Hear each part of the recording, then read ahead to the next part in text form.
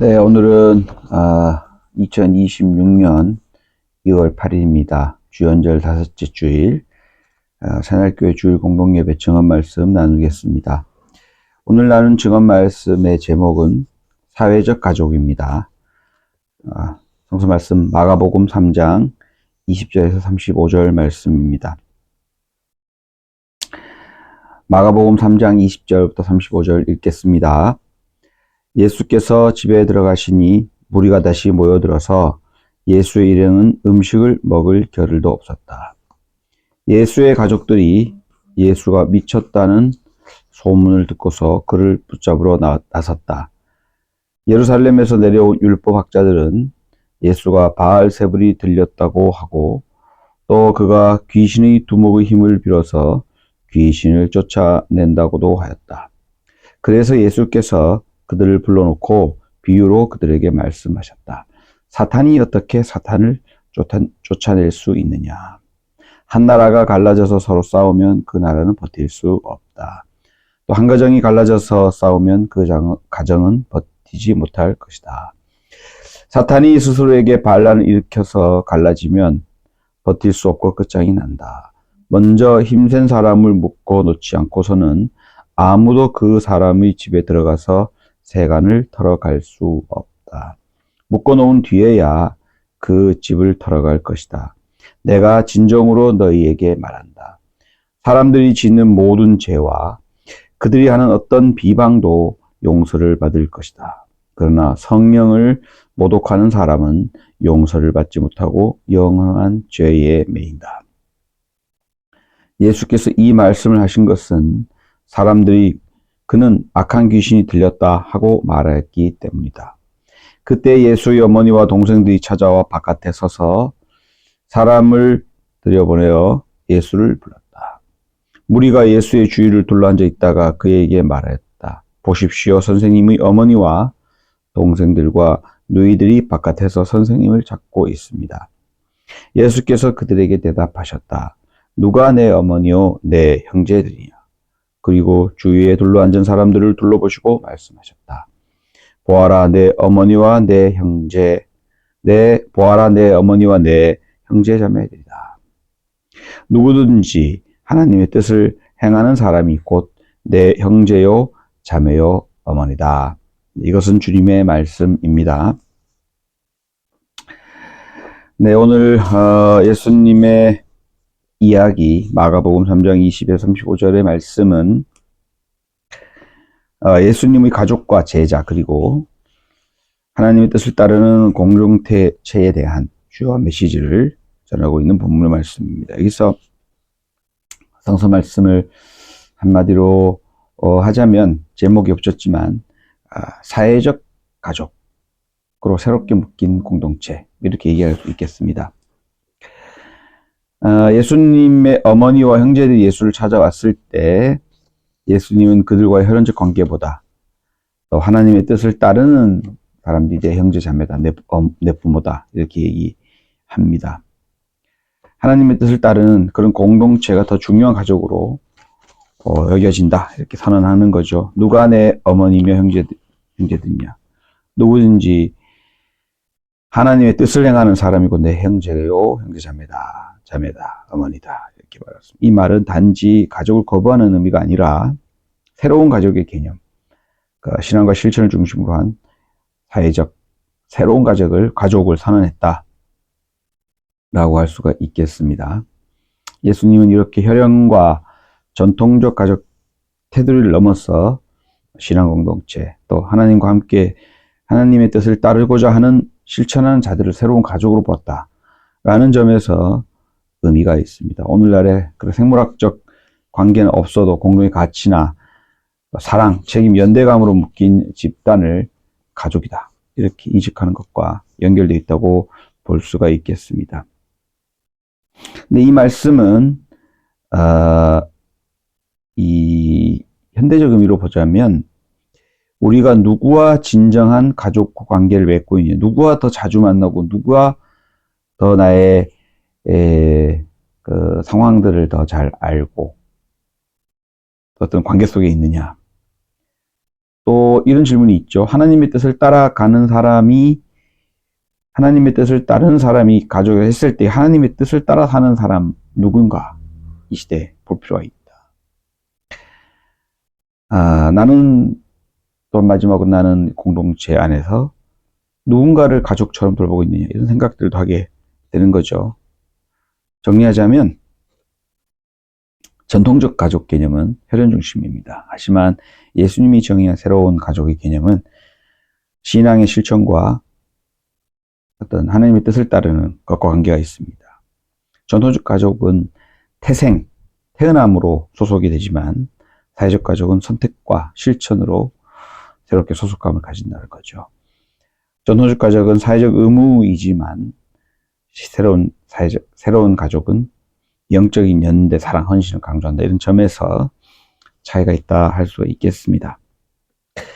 요즘 이 공동체, 돌봄 이런 얘기를 하면서 사회적 가족이라는 개념이 등장하고 있습니다. 이것은 혈연, 혼인, 입양이라는 그런 전통적인 법적 틀, 이걸 넘어서서 사회적 신뢰와 정서적 유대를 바탕으로 실질적인 돌봄과 생계를 함께하는 그런 공동체를 말하는 거라고 할 수 있겠죠. 전통적 가족은 민법상 정의된 배우자, 직계혈족, 형제 자매 범위를 넘어 삶을 공유하는 모든 존재를 가족으로 간주한다 라는 특징이 있고, 이것은 이 자발적으로 개인의 선택에 따라서 구성된다는 의미가 있습니다. 국민 10명 중에 6명이 이제는 생계와 주거를 같이 공유하면 가족이 아니냐 이런 조사도 있었다고 합니다. 구체적 사례를 보면 이 종교적 신념이나 공통의 가치관을 바탕으로 함께 거주하며 생활하는 그런 공동체가 있고요. 또 비혼, 또 동거 가족, 또 하나의 가족 관계다.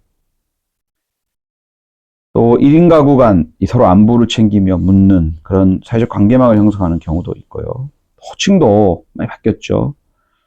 형, 누나, 언니 이렇게 바뀌면서 넓은 의미의 사회적 유대감을 우리가 필요로 하고 있고 넓혀가고 있지 않느냐. 법적으로도 보면 2016년에 서울시에서 사회적 가족 도시구현을 위한 조례를 만들었어요. 근데 아직은 시행되고 있지 않습니다. 여러 문제들이 있다고 해서.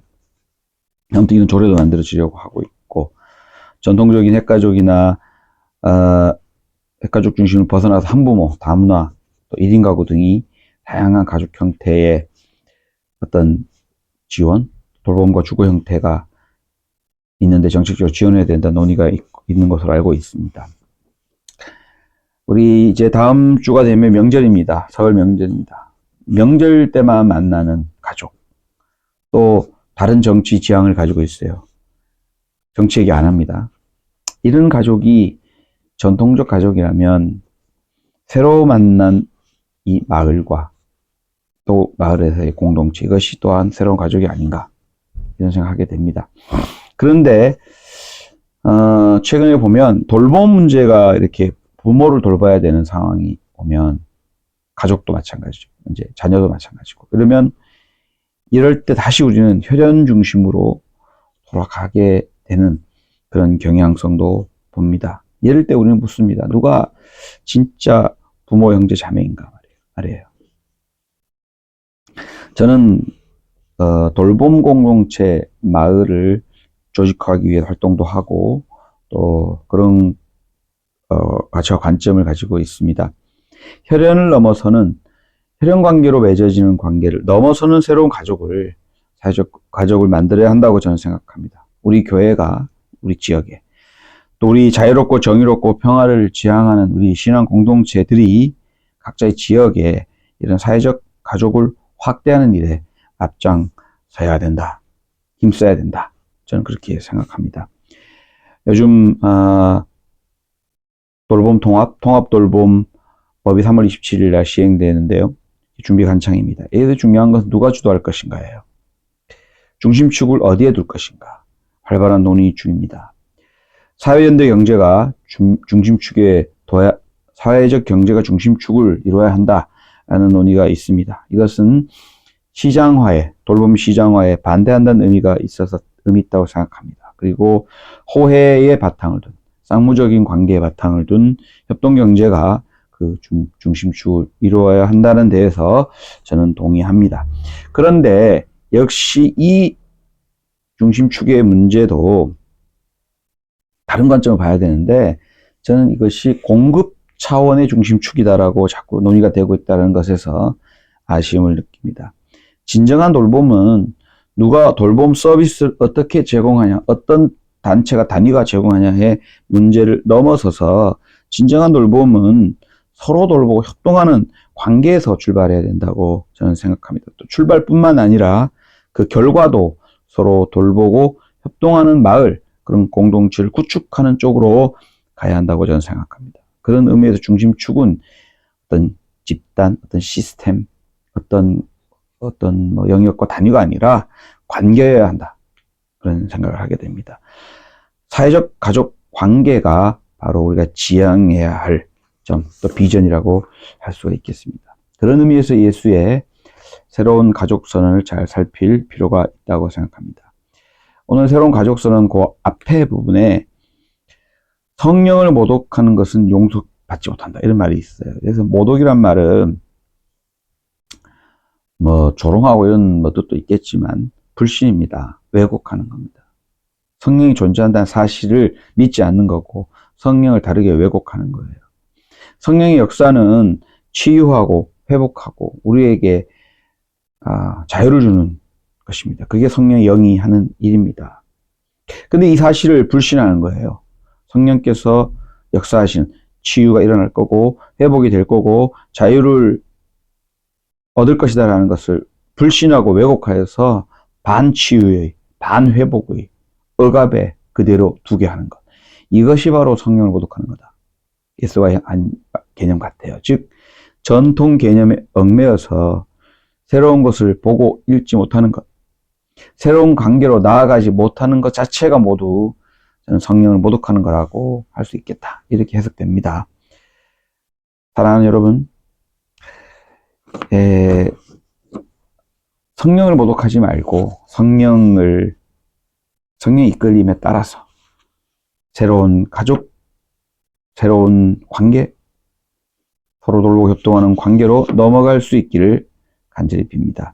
우리 지역에, 또 우리 마을에 자유롭게 상상하고 또 자유롭게 우리가 상상하게 하고 서로 살리고 서로 돌보고 또 협동하는 그런 새로운 관계가 거룩한 영에 의해서 열려져 가기를 간절히 빕니다. 아니, 성령 영께서는, 성령의 영은, 거룩한 영은 그렇게 열어가는데 우리가 그거를 인정하고 함께 거룩한 영이 역사하시는 우리 지역, 우리 마을에 자유롭고 또 서로 살리고 돌보는 그런 새로운 관계의 장들이 펼쳐질 수 있기를 간절히 빕니다.